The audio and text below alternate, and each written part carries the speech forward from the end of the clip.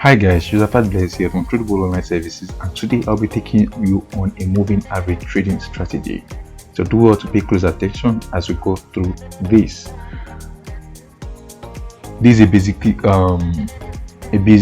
overview of the strategy. Alright, so I'll basically be teaching you today how to buy at this point with your stop loss here.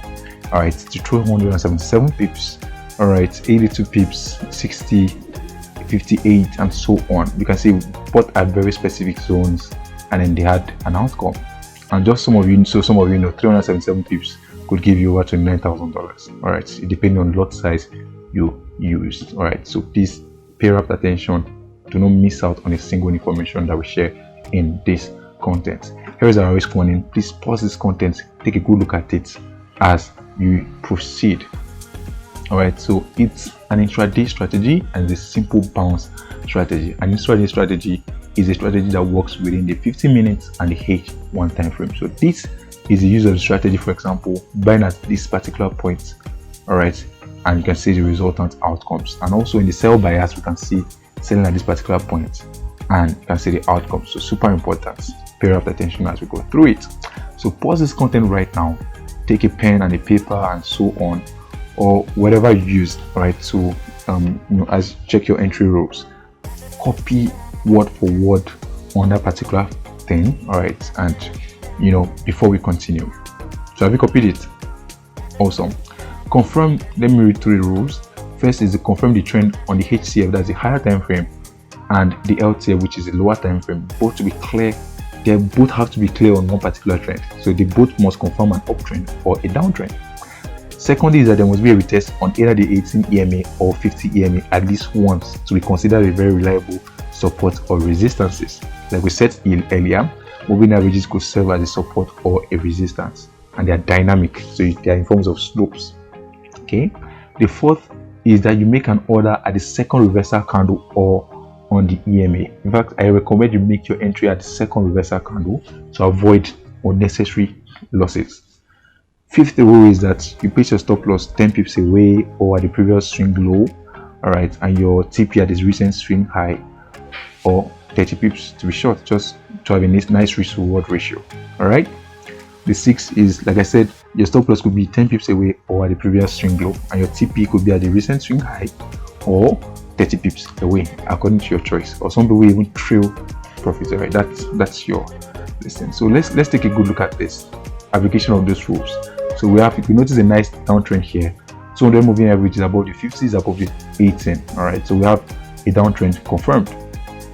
You could see that the price is retesting on the 50 EMA, which has served as a dynamic support or resistance before. Price testing once, twice, and in this particular zone also tests as a previous support or resistance zone. Can you see that? Boom, boom, came to retest, broke off, came to retest again, and can you see that? So super important. And then we have our trigger candle, which is a bearish engulfing candle. Sorry. And what did I say? Sorry, is that you make your entry on the second reversal candle, which is this particular candle we have here. Okay. So after your entry here, voila, 367 pips. Awesome. Same thing here. We have a bullish, an uptrend. You can see 200 MA, below the 50, below the 18 MA. Super important. So we have an uptrend. We have this moving average serving as a dynamic support or resistance. You can see it has been tested once, twice, 3, 4, 5 times. All right, then it came to retest again. All right, and this particular point where it retest has served as a previous support or resistance before. Can you see that? So we are confident to buy, but we do not just buy like that. What's our magic candle here? We have a hammer. Can you see this candle? This is a hammer candle.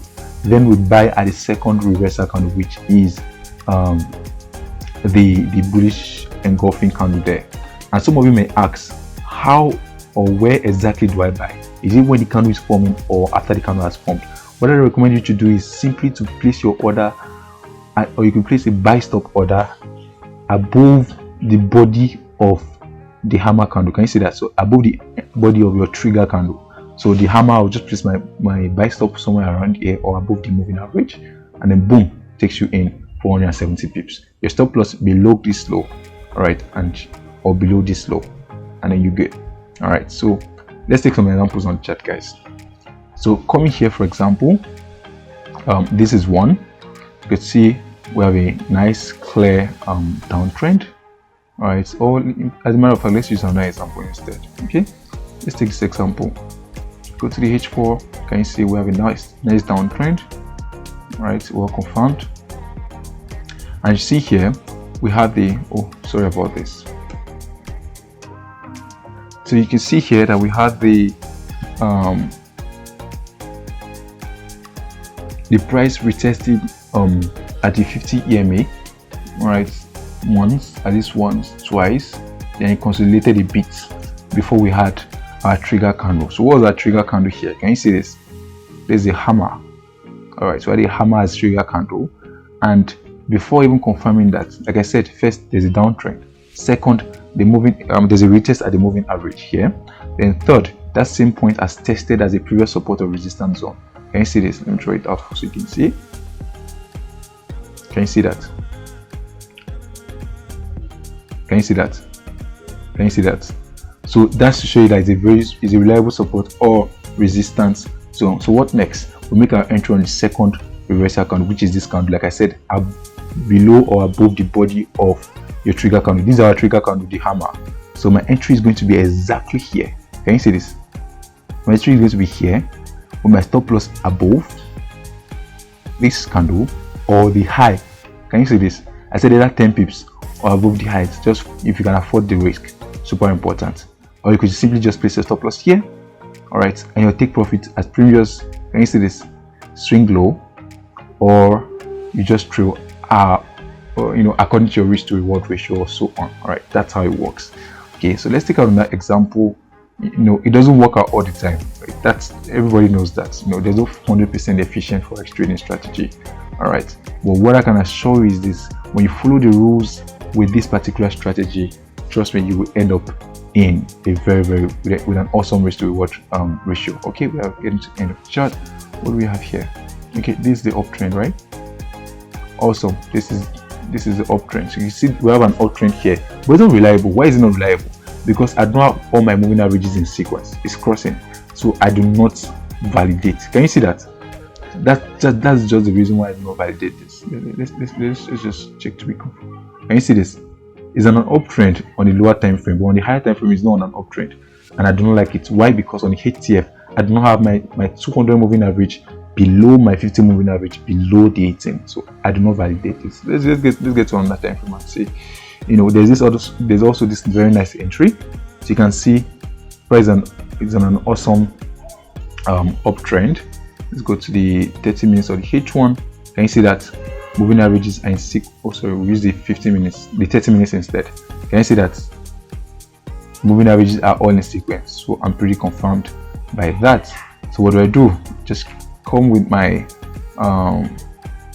my rules, and then, you know, confirm a few things before making my entry. So we have the nice uptrend. The moving average has tested as a previous support or resistance. Can you see that? This was the first test. Once it came and then tested on the 18 moving average. Can you see that? And came all the way here. Now the thing is the 50 moving average has been tested once, which is at this particular point, and you can see the rejection. All right, so when it came to retest it again, what do? My entry is not supposed to be at my trigger candle unless you are aggressive, or like I told you, I recommend you're not aggressive with this strategy. Okay, so what happens is that I make my entry on the second reversal candle, which is this candle, like I said, above the body of your trigger candle, your SL just below, or, you know, below the previous swing low, which is this is the previous swing low. So my entry, my SL is going to be here, and my TP, can you see that, at previous swing high here, or you throw it all the way. So this is basically, you know, 10 pips for 138 pips. So I think it's pretty awesome, guys. So take a good look at these rules. All right, you know, identify entry and exit points, you know, on your chart by yourself, all right, as you proceed, all right, to help you master the strategy even better. So thank you very much for following us in this video. Have a nice day.